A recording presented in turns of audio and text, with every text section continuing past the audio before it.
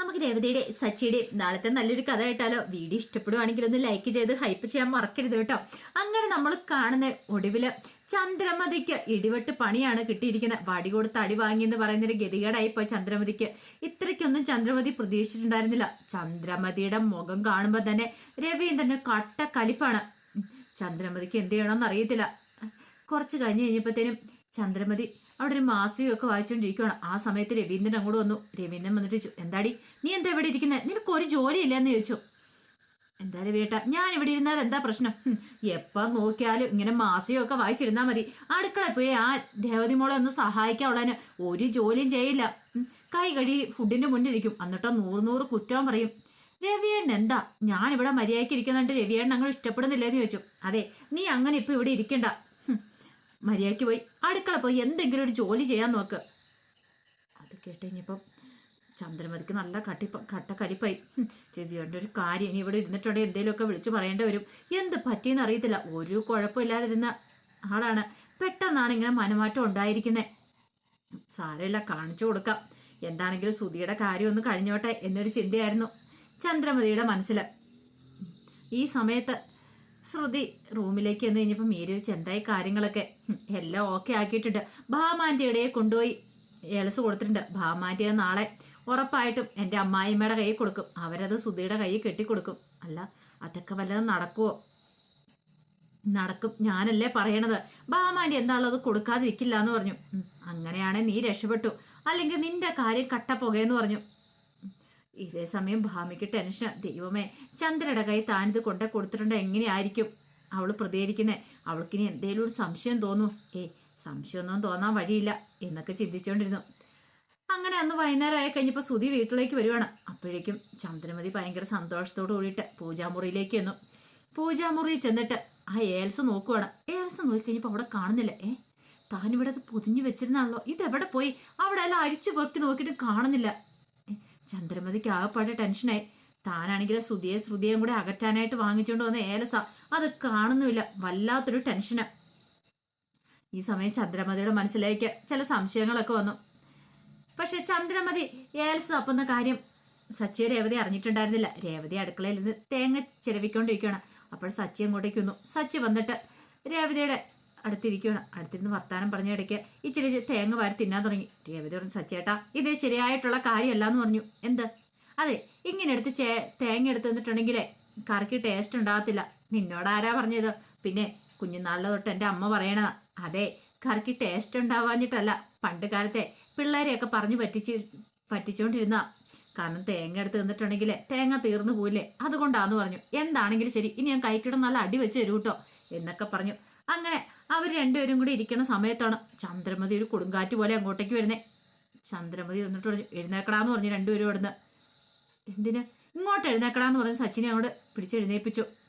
കാരണം സച്ചി അങ്ങനെ പൂജാമുറിയിൽ കയറാറൊന്നുമില്ല, രേവതിയോ കയറാറുള്ളൂ. അപ്പൊ രേവതി സച്ചിക്ക് കെട്ടിക്കൊടുത്ത് കാണുമെന്നൊരു ചിന്തയായിരുന്നു. എവിടെയാടാ എൻ്റെ ഏലസ്? എവിടെയാന്ന് ചോദിച്ചു. ഏലസോ? എവിടെ? എടാ നിന്റെ അരയിലാണോ കയ്യിലാണോ എവിടെയാണ് കെട്ടിയിരിക്കുന്നത് ചോദിച്ചു. അരയിലും കയ്യിലോ? അമ്മേ വെറുതെ അനാവശ്യം പറയരുത്, എൻ്റെ കയ്യിലൊന്നുമില്ല, എൻ്റെ അരയിലും കയ്യിലും ഒന്നും ഇല്ലെന്ന് പറഞ്ഞു. അപ്പോഴേക്കും ചന്ദ്രമതി പറഞ്ഞു, വെറുതെ നീ അടവഭ്യാസം കാണിക്കണ്ട, മര്യാദയ്ക്ക് തന്നോളാൻ പറഞ്ഞു. എൻ്റെ അമ്മ ഞാൻ പറഞ്ഞല്ലോ ഇല്ലാന്ന് പറഞ്ഞല്ലോ. രേവതിയോട് പറഞ്ഞു, നീ ഇവന് കൊണ്ട് എവിടെയാടി കൊണ്ടേ കെട്ടിക്കൊടുത്തേ? എടാ ഇങ്ങോട്ട് മാറി നിൽക്കടാ. ഇതേ നിന്റെ ആ ഷർട്ടൊക്കെ ഒന്ന് അഴിച്ചൊന്ന് കാണട്ടെ എന്ന് പറഞ്ഞു. അമ്മ ഇത് എന്തൊക്കെയാ പറയുന്നേ? ഞാൻ ഷർട്ട് അഴിക്കില്ല. എടാ നിന്റെ ഡ്രസ്സ് അങ്ങോട്ട് മാറ്റാൻ പറഞ്ഞു. ദേ അമ്മേ, എനിക്ക് നാണം വരുന്നിട്ട് ഉണ്ട് കേട്ടോ. മുണ്ട് ഊരാനൊന്നും എന്നെ കൊണ്ട് പറ്റുമൊന്നുമില്ല. അതെ, എൻ്റെ അരയിലും പിന്നെ കയ്യേലൊന്നും ഏലസൊന്നും ഇല്ല എന്ന് പറഞ്ഞു. അപ്പോഴേക്കും ചന്ദ്രമതി ചോദിച്ചു, പിന്നെ ഞാൻ പൂജിച്ചുകൊണ്ട് വെച്ച ഏലസ് എവിടെ? ഞാൻ സുധിക്ക് വേണ്ടിയിട്ട് ഏലസ് പൂജിച്ചുകൊണ്ട് മുറിയിൽ വെച്ചിട്ടുണ്ടായിരുന്നു, അതെവിടെയെന്ന് ചോദിച്ചു. അപ്പോഴേക്കും സച്ചി രേവതിയോട് കൈമിലെടുത്തു. ആഹാ, ഞങ്ങൾക്കറിയില്ല എന്ന് പറഞ്ഞു. അറിയത്തില്ലേ? പിന്നെ അത് എവിടെ പോയി? താനത് പൂജിച്ചുകൊണ്ട് വെച്ചാണല്ലോ, ഇവരെടുത്തിട്ടില്ല. സച്ചിയുടെ കയ്യിലൊന്നും നോക്കിയിട്ട് കാണുന്നുമില്ല. പിന്നെ അത് ആരെടുത്തു പോയെന്നൊരു ചിന്തയായിരുന്നു. അപ്പോഴേക്കും ചന്ദ്രമതി രേവതിയോട് ചോദിച്ചു, രേവതി സത്യം പറ, ഇനി നീ എങ്ങാനും എടുത്ത് കെട്ടിയോ? എൻ്റെ അമ്മേ, ഞാൻ ഇതിനെ എടുത്ത് കെട്ടുന്നേ, അതും അമ്മ പൂജിച്ചോണ്ട് വെച്ച സാധനം. ഞാനാണെങ്കിൽ പൂജാമുറിയിൽ അങ്ങനെ ഒരു സാധനം കണ്ടിട്ട് പോലുമില്ല. അമ്മയ്ക്ക് ചിലപ്പോൾ തോന്നിയതായിരിക്കും, അമ്മ വേറെ എവിടെയെങ്കിലും കൊണ്ടേ വെച്ച് മറന്നു കാണുമെന്ന് പറഞ്ഞു. ഇല്ല, ഞാൻ പൂജാമുറി തന്നെ വെച്ചേന്ന് പറഞ്ഞു. ഇപ്പൊ രവിയേട്ടൻ എങ്ങാനും എടുത്ത് കാണുമോ? ഇനി ആ ഒരു ചിന്ത മനസ്സിലേക്ക് വന്നു. രവിയേട്ടനോട് പോയി ചോദിക്കണം, വേണ്ട ഇനിയിപ്പോൾ അത് ചോദിക്കാൻ പോയിട്ടുണ്ടെങ്കിൽ തൻ്റെ നേരെ കടിച്ചു കയറാൻ വരും, പിന്നെ തന്നെ ചീത്ത പറയും. വെറുതെ വേണ്ട ഒരു പ്രശ്നം ഉണ്ടാക്കണം, എന്തിനാ. നാളെ ഇനിയിപ്പം ആ സ്വാമിയുടെ അടുത്ത് ഒന്നുകൂടെ ചെല്ലണം, ഒന്നുകൂടെ ചെന്നിട്ടൊരു ഏലസും കൂടെ ജപിച്ച് മേടിക്കാൻ എന്നൊക്കെ ഒരു ചിന്തയോടെ ചന്ദ്രമതി അങ്ങോട്ട് പോയി. ആ സമയത്ത് രേവതി സച്ചിയും കൂടെ ചിരിക്കുവാണ്. കൊള്ളാം, അമ്മ എന്താണെന്നും പറ്റിച്ചു. അങ്ങനെ ഇപ്പൊ സുധി മാത്രം നല്ലവനാവണ്ട, സുധിയെ ഏലസൊക്കെ കെട്ടിച്ച് അങ്ങനെ അവന് മാത്രം നന്മകൾ വരണമെന്ന് അമ്മ ആഗ്രഹിക്കുന്നേ. അച്ഛനും ഇടയ്ക്ക് നല്ലതാ കാലമൊക്കെ വരട്ടെ, നന്മകൾ വരട്ടെ എന്നൊരു ചിന്തയായിരുന്നു സച്ചിയുടെ രേവതിയുടെ മനസ്സിൽ. അങ്ങനെ അന്നത്തെ രാത്രിയിൽ ചന്ദ്രമതിക്ക് കിടന്നിട്ട് ഉറങ്ങാൻ പറ്റുന്നുണ്ടായിരുന്നില്ല. എങ്ങനെയെങ്കിലും നേരം വെളുത്താൽ മതിയെന്നുണ്ടായിരുന്നുള്ളൂ. പക്ഷെ പിറ്റേ ദിവസം നേരം വെളുത്തു കഴിഞ്ഞപ്പോഴത്തേനും ഭാമ ഇടയ്ക്ക് വരുവാണ്. ഭാമയെ കണ്ടു കഴിഞ്ഞപ്പോൾ ചന്ദ്ര ചോദിച്ചു, എന്താടി ഭാമ നീ നേരത്തെ തന്നെ രാവിലെ തന്നെ ഇങ്ങോട്ട് വന്നിരിക്കുന്നേ? അതെ, ഒരു കാര്യമുണ്ട് ചന്ദ്ര എന്ന് പറഞ്ഞു. കാര്യം? എന്ത് കാര്യം? ഭാമയ്ക്ക് നല്ല ടെൻഷനുണ്ട്. ഞാനേ ഒരു ക്ഷേത്രത്തിൽ പോയിട്ടുണ്ടായിരുന്നു രാവിലെ. ക്ഷേത്രത്തിലോ? അതെ, അവിടെ വെച്ചൊരു സ്വാമിയെ കണ്ടിട്ടുണ്ടായിരുന്നു. അപ്പോൾ ആ സ്വാമി എനിക്കൊരു ഏലസ് ജപിച്ചതെന്ന് പറഞ്ഞു. ഏലസോ? നിനക്കെന്തിനാ ഏലസ്? ഇടി അത് എനിക്ക് വേണ്ടിയിട്ടല്ല, ഞാനേ നിനക്ക് വേണ്ടി വാങ്ങിച്ചോണ്ട് വന്നാ. എനിക്ക് വേണ്ടിയിട്ടോ? അതേന്നേ. ഇപ്പം കഴിഞ്ഞ പ്രാവശ്യം നമ്മളൊരു സ്വാമിയുടെ അടുത്ത് പോയി ഇന്നലെ. ആ സ്വാമിയേക്കാൾ നല്ല പവറുള്ള ആളാണ് ഇത്തവണ കണ്ട സ്വാമി. ആ സ്വാമി പറഞ്ഞ് ഇത് കൊണ്ട് കെട്ടിക്കൊടുക്കുവാണെങ്കിലേ ഭാര്യയും ഭർത്താവും തമ്മിൽ പെട്ടെന്ന് തന്നെ വെറുക്കും, അതുമാത്രമല്ല ഡിവോഴ്സും കാര്യങ്ങളും പെട്ടെന്ന് നടക്കുമെന്നാ പറയണേ. ഒരു കാര്യം ചെയ്യുക, നീ ഇത് കൊണ്ടേ സുധിയുടെ കയ്യെ കൊണ്ട് കെട്ടിക്കൊടുക്കുക. സത്യമാണോ ഭാമ നീ പറയണേ? ഞാനിതിനെ കള്ളത്തരം പറയണേ? ഞാൻ സത്യമായിട്ടുള്ള കാര്യം പറയണേ. നീ ഇത് സുധിയുടെ കൊണ്ട് കിട്ടിയാൽ മതി. ഓ എൻ്റെ ദൈവം, ഇപ്പോഴാണ് എനിക്കൊരു സമാധാനമായത്. ഇന്നലെ ഞാൻ ആ ജപിച്ചുകൊണ്ട് വന്ന ഏലസില്ലേ, അതാണ് കാണുന്നില്ല. കാണുന്നില്ലെന്നോ?